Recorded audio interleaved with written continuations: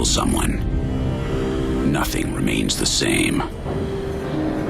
On that very moment, we all leave humanity behind and turn into animals.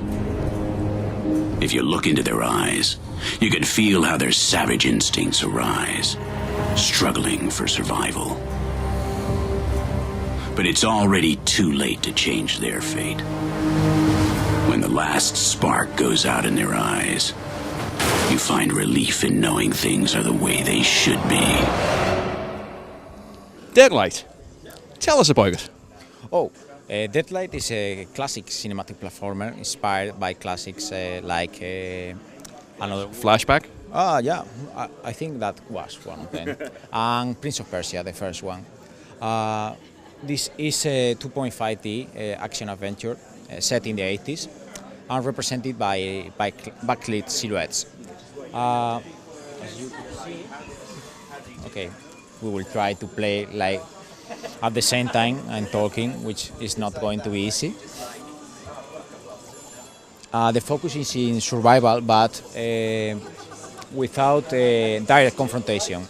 In fact, we want the player to play a puzzle game with zombies, but not killing zombies. Well, you can kill zombies, of course, that's a healthy thing to do, but we want you to do it in a more indirect approach.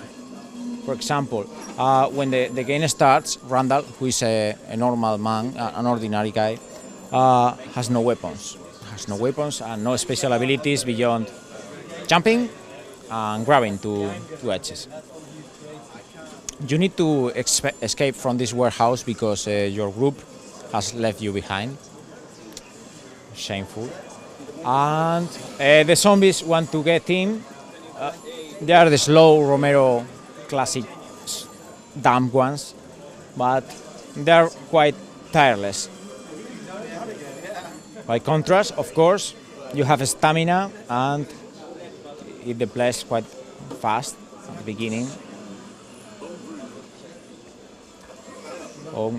And you must solve physics-based puzzles to continue in this tutorial. Okay, I don't think many people are going to get lost in pushing a box, but almost. Yeah, good boy. Okay, I'm going to get out of here before more zombies rain. And you say it's obviously very much inspired by the classic platformers. Was that the original concept that you wanted, a puzzle-based platformer, and then built from there?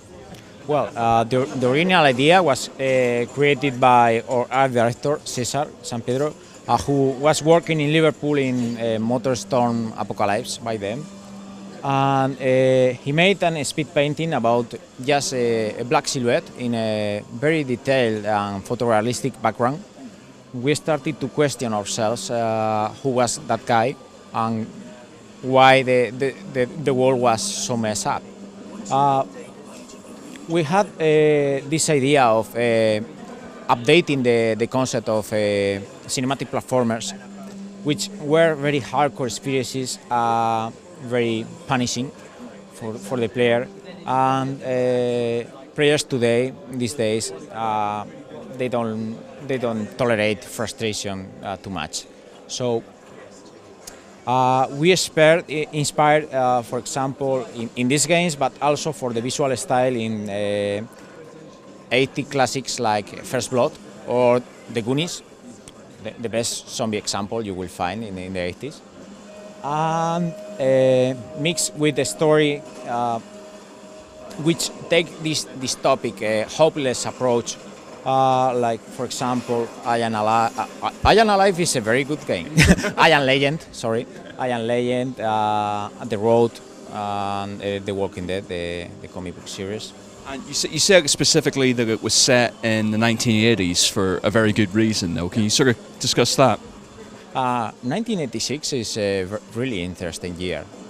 A lot of real events took place there that you study, then the war should have ended or something. You have the Halley Comet, you have the ozone hole, you have the Challenger disaster or the launch of the Mirror Station. We take this fear and paranoia that is so typical of most of the 80s, which marks the beginning of the end of the Cold War. And we remove the civilization of it. And the result is distrust, isolation, and individual survival. And that's how our main character Randall feels.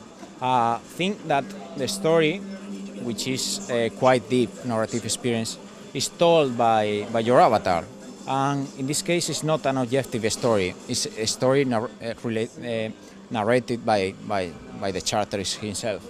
And even if he's just trying to survive and can do morally questionable things, you are always the hero in your own stories. So you should pay attention about what happens in the game. Oh, by the way, you can call it handheld minigames. But you said that this is not going to turn out to be some metaphor. It's not going to be purgatory, but this is reality and such. But there's a certain element that, yeah, the character you're controlling isn't exactly all there. He's a little bit... The effects of isolation and being in a zombie apocalypse affect him in some certain ways. Yeah, we wanted to answer ourselves the question of you could wake up tomorrow, there's an apocalypse out there. What you do? Because Randall is not a hero, he's not a soldier or a scientist, he's not a smart ass, he's just a regular guy, a forest ranger from Hope, British Columbia, who never got out of his hometown, except for a couple of visits to Vancouver. And if you had to survive in this world and you are isolated most of the time, you would get slightly paranoid if you are lucky. And you will have to do things that are not very heroic. So in these stories, zombie stories or post-apocalyptic stories, you find these hero archetypes or even everyday people who become heroes by saving their family or stuff like that. It's not the case with Randall. He just is looking for survival.